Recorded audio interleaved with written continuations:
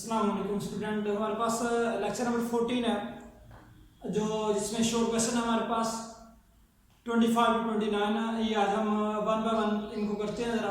अच्छा, पहली बात हमारे पास क्वेश्चन नंबर 25 है, what is the nature of charge on cathode rays. वो कहते हैं कि क्या चार्ज की नेचर होती है कैथोड रेज पे। तो पहली बात हमने लिखा था charge on the cathode rays is negative.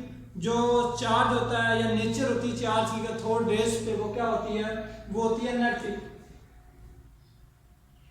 मजीद आगे हमने लिखना है nature of the cathode rays is independent of the nature of the gas present in the discharge tube. हमने एक इसकी डिपेंडेंस में हमने एक पॉइंट पढ़ा था।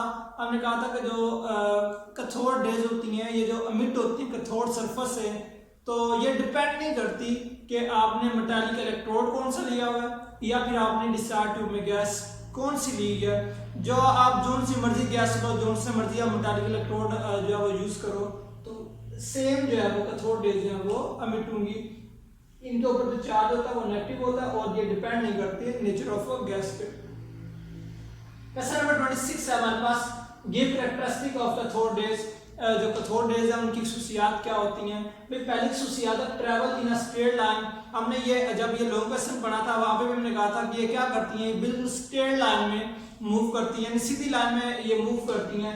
कास्ट अ शार्प शैडो, ये जिस जिस्म को ये अगर इसके रास्ते में कोई चीज रखी जाती है तो ये क्या करती है, उसका शैडो बनाती है, साया बनाती है। फॉर एग्जाम्पल जिस तरह हम अगर सूरज की रोशनी में जाते हैं तो हमारा क्या होता है, साया बन जाता है। इसी तरह इनके रास्ते में कुछ चीज रखी जाती है, ये क्या करती है, इसका साया बना देती है।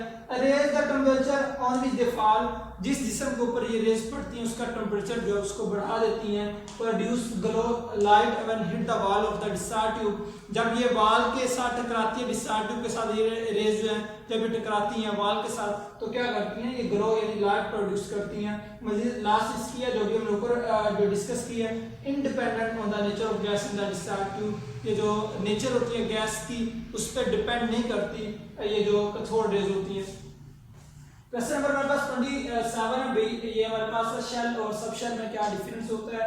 तो शेल हम कहते हैं the fixed circular orbit which is associated with a definite amount of energy।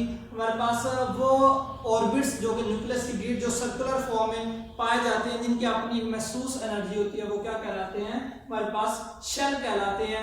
For example आपने शेल में पढ़ा हुआ, मजीद उन्होंने पढ़ा लिखा हुआ shell composed of sub shell, जो शेल होता है उसमें जो है वो सब शेल भी पाए जाते हैं। मजीद के L M N and so on. इसी तरह हमारे पास जो सब शेल होते हैं के एल एम और एन।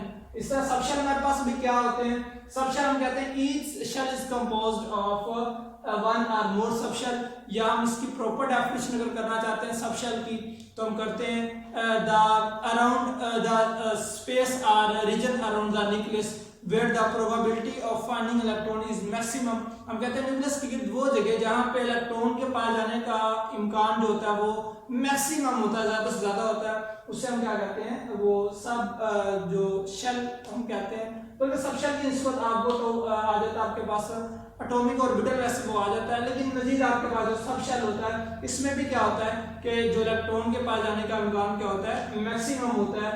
तो आपके पास जिस तरह SPDF आपके पास ये आपके पास सब शेल होते हैं। सब शेल को आपने जरा देख लेना मजीद, यानी जहां पे इलेक्ट्रॉन के पाए जाने का इम्कान ज्यादा होता है वो आपके पास क्या होता है, सब शेल।